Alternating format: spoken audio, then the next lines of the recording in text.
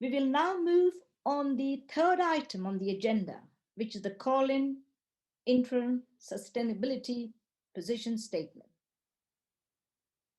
I will firstly invite the members who asked for the decision to be called to explain their reason for the request and what they feel should be reviewed.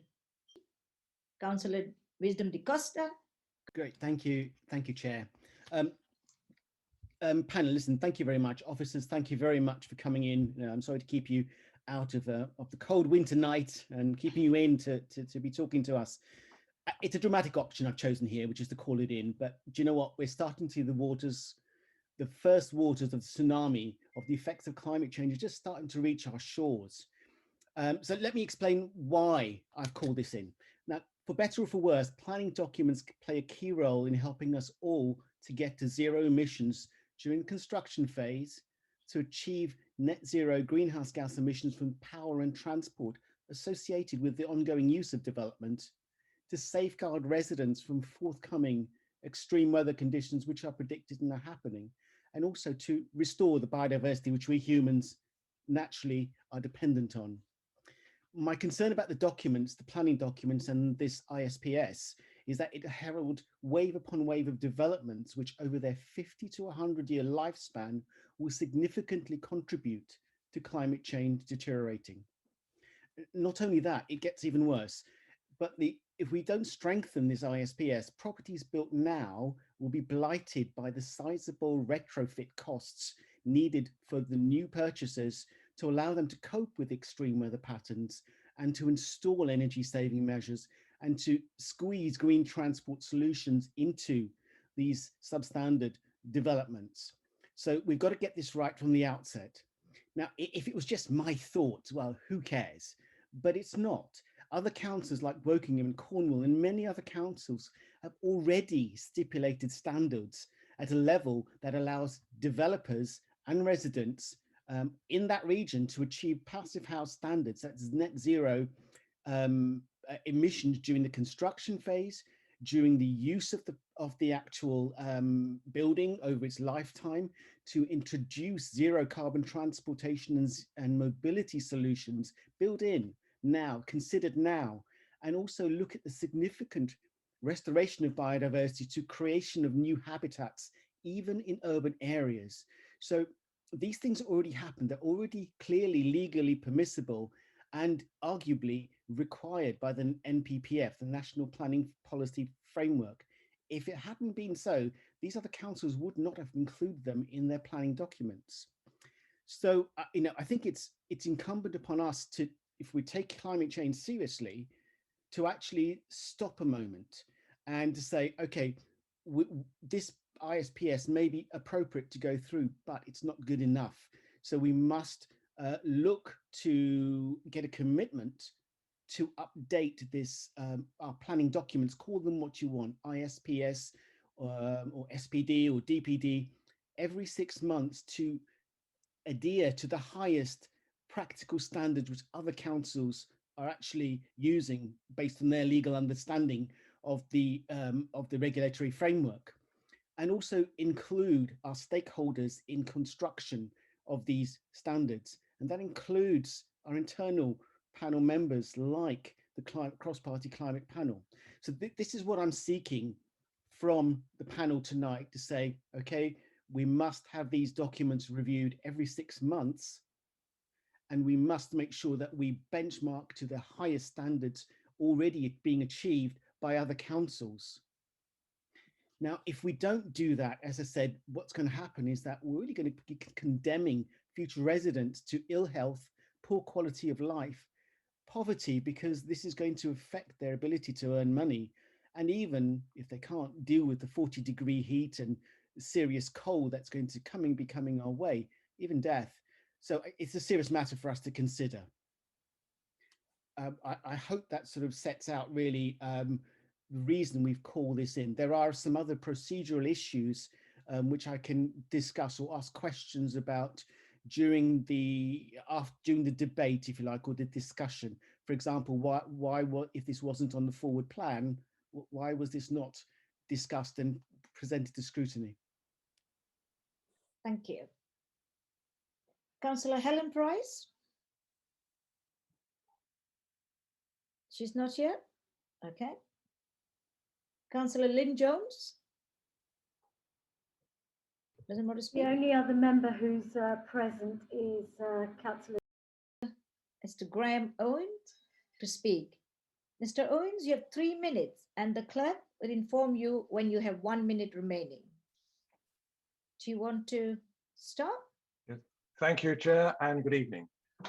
May I begin by introducing myself? I'm Dr. Graham Owens. I'm a member of the Borough Climate Community. I'm retired, so I can spend more time on things that are important to me. I'm a past president of the Institution of Structural Engineers and a fellow of the Royal Academy of Engineering. Tonight, I'm representing the Borough's Climate Emergency Coalition. You have received a document presenting our views of the interim sustainability position statement, and I will summarize this document and pose some questions to promote thought and debate. Our preferred recommendation is twofold. Publish the ISPS without delay, but recognize that it is not perfect with significant gaps and therefore produce a full sustainability position statement shortly afterwards. If that's not possible, we would like the ISPS to be upgraded to address these gaps before publication. We think there are 6 significant gaps in the ISPS. Firstly, for new build, embodied carbon is at least as important as operational carbon. It has to be included. Secondly, we need to find effective means of incentivizing developers. They must try much harder on environmental sustainability. The comprehensive carbon tax is necessary for both embodied and operational carbon. Thirdly, we should set energy use intensity targets for operational carbon. They are a very effective way of maximizing on-site renewables and additional renewables off-site. Fourthly, there is much good quality peer-reviewed independent guidance on all aspects of carbon reduction sustainability. Please use it wherever possible. Fifth, 87% of our existing building stock will still be in use in 2050. We have to encourage reuse, regeneration, and upgrading of these resources. And finally, please recognize that the immediate top priority has to be reducing carbon emissions now. Of course, longer term, all aspects of sustainability are important. 2 comments. The Climate Energy Coalition would really like to help you on these important and urgent tasks. Please use us. Secondly, please endorse our offer to be part of the Sustainability Focus Group to help O'Reilly on the Nicholson's Quarter project. 4 questions. Are there reasons why any of these above gaps in coverage cannot be implemented? They all really matter. Does the revised SBD really have to follow on after the adoption of the emerging borough local plan? We do not understand this logic. Without this restriction, how soon could an SBD be revised?